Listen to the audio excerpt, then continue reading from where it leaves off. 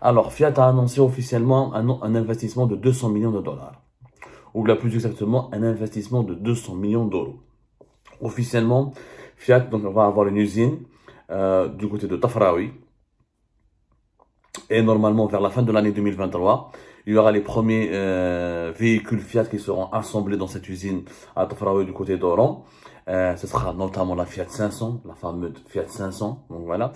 L'objectif, c'est que en 2006, il y aura 2006, pardonnez-moi, 2026. Fiat a des usines de Fiat, l'usine algérienne de Fiat pourra créer 2000 nouveaux emplois.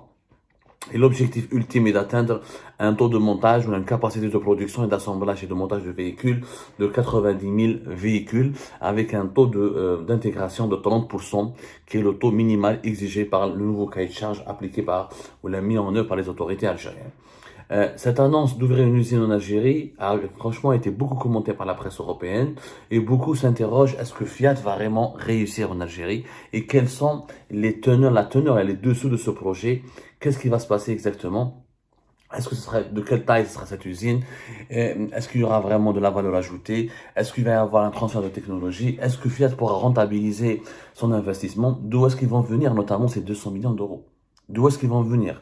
Parce qu'on rappelle, c'est que malheureusement en Algérie, il y a une tendance, beaucoup d'investisseurs étrangers viennent, ils ramènent juste un peu d'argent et le reste des montants des investissements sont complétés par les banques algériennes.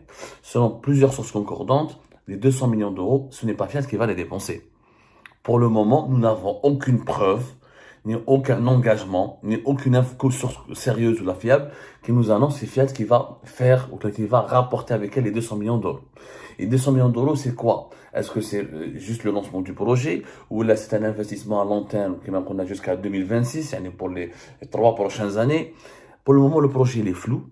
Il y a très très peu de communication que du côté algérien comme du côté italien.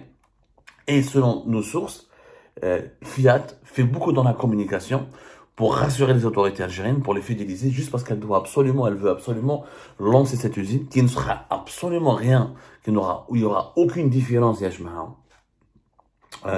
avec les autres usines qui ont été mises en place durant la gérie de Bouteflika, à commencer par celle de Renault qui a commencé en 2014.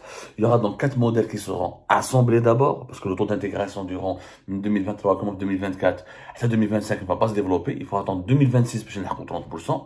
Donc ce sera un projet similaire. Je dis bien similaire, à la seule exception, c'est que cette usine n'a pas été autorisée à assembler des véhicules diesel, c'est-à-dire des véhicules essence.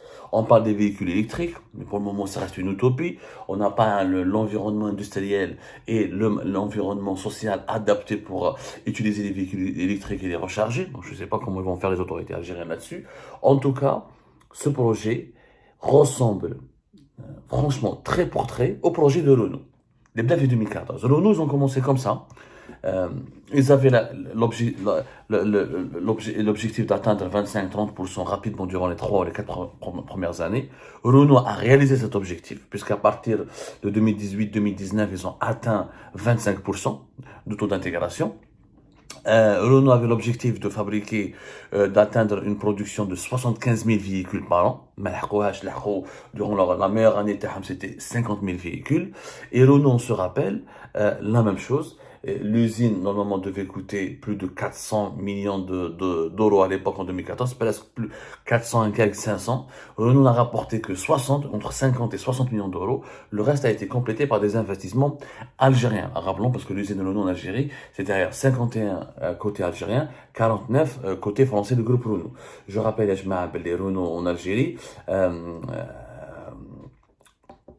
a été, il y a eu la SNVI, entre nous, il y a eu la SNVI, entre autres, à travers l'État algérien, la SNVI, Sonacom, l'ex-Sonacom.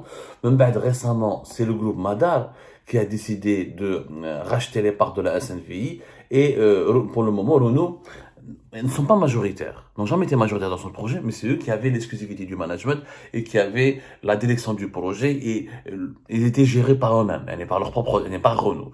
Le partenaire algérien, il se contentait que de siéger dans le conseil d'administration. Dans le cas de Fiat, apparemment c'est pas le cas, il n'y aura pas de partenaire algérien, jusqu'à preuve du contraire. En tout cas, donc ce sera Fiat Algérie, une filiale visiblement pour le moment, parce que en Algérie il y aura beaucoup de rebondissements.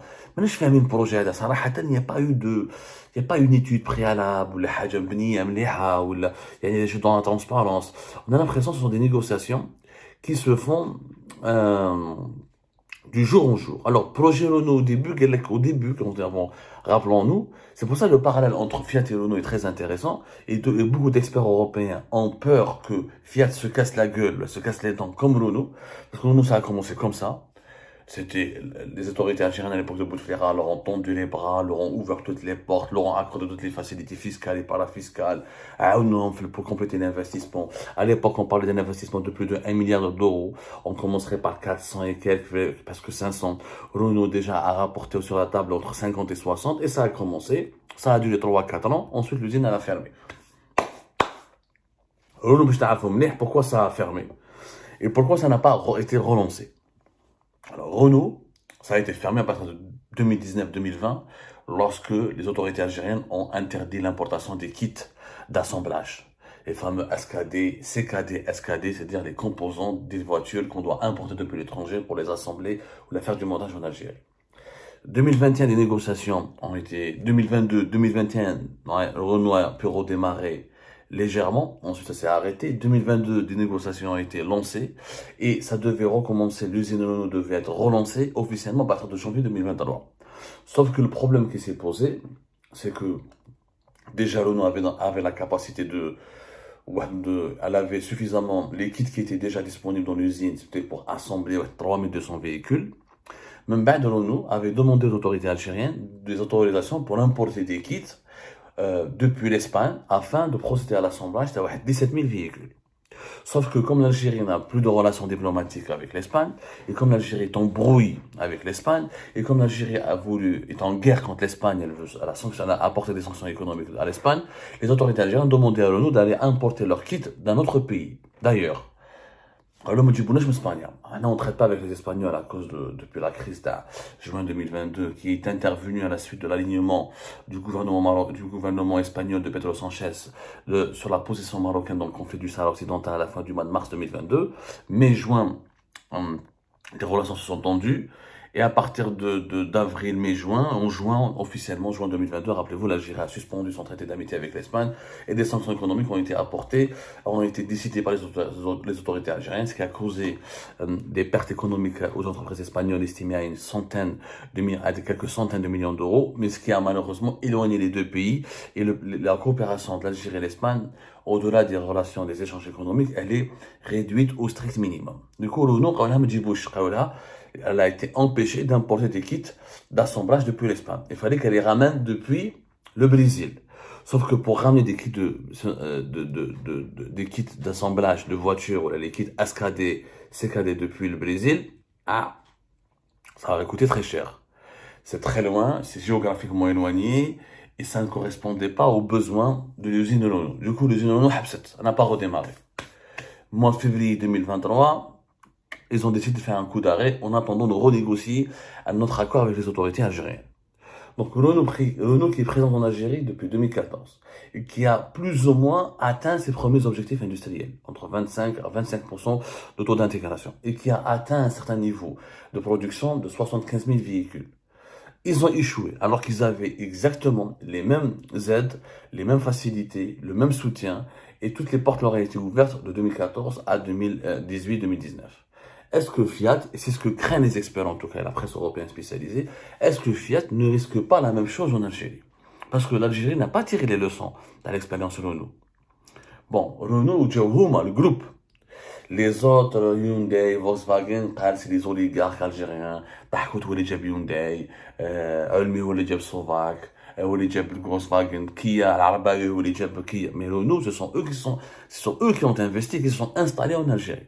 Bien sûr, on leur a reproché leur manque d'investissement, ils n'ont pas rapporté beaucoup d'argent et ils étaient très méfiants. Mais pourquoi? Parce qu'il n'y a pas l'environnement industriel, il n'y a pas assez de sous-traitants en Algérie, il n'y a pas une industrie algérienne, l'environnement industriel algérien était encore sous-développé. Donc, en réalité, l'Algérie n'était pas prête pour le montage. Et malgré ça, Renault a fait confiance au marché algérien. Pourquoi? Parce qu'elle était le leader du marché algérien au niveau de l'importation des véhicules. Et les voitures Renault, c'était les premières voitures vendues en Algérie. Et Renault a été contraint d'accepter le deal d'investir en Algérie parce qu'il ne voulait pas perdre le marché algérien, qui était l'un de ses marchés les plus stratégiques dans le monde, notamment en Afrique. Fiat en fait, se comporte exactement comme Renault. Et elle sait que c'est un marché qui est verrouillé. Il y a un besoin, on estime, entre 300 000 à 400 000 véhicules neufs. Les Français, les groupes français ne sont plus en odeur de sainteté. Les autorités algériennes, comme ils ont des relations instables avec la France, ils ne veulent plus réaliser ou la donner des avantages aux groupes français ou la faciliter les investissements des groupes français. Le projet, d'ailleurs, regardez le groupe Stellantis, qui compte pas uniquement Fiat, mais Peugeot et Citroën. Peugeot et Citroën, on les a pas du tout évoqués dans ce projet industriel, alors que Peugeot cherche à investir en Algérie depuis 2018, quand même, 2018.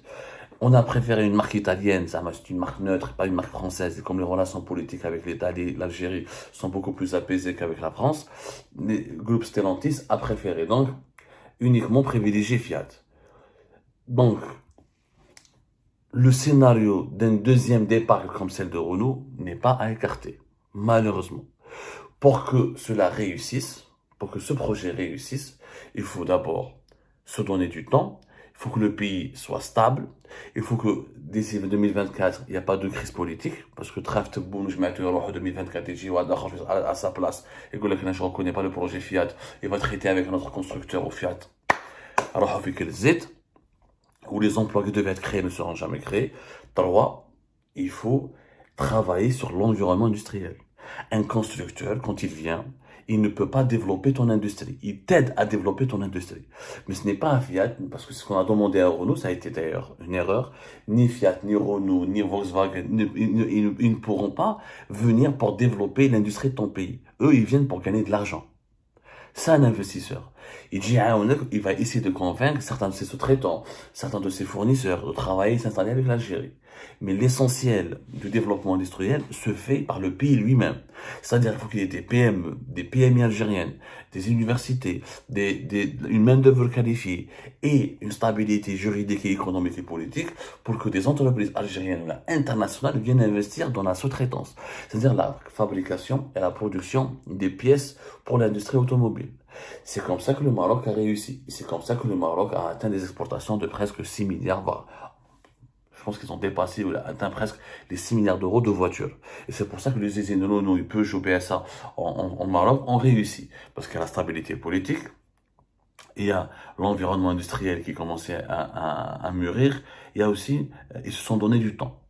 C'est une stratégie, ils sont passés par plusieurs étapes. Le mouchkil, c'est que les trois ne sont pas encore réunis. Est-ce qu'on va les réunir maintenant parce que la réussite de Fiat en Algérie pourrait être l'élément déclencheur pour réussir d'autres investissements. Je ne fais un moment. Ce qui est inquiétant, c'est que nous avons fait avec Renault, avec Fiat, la même erreur qu'avec Renault. Rappelons que Renault, avant pour s'installer en Algérie, il avait exigé une exclusivité de 5 ans.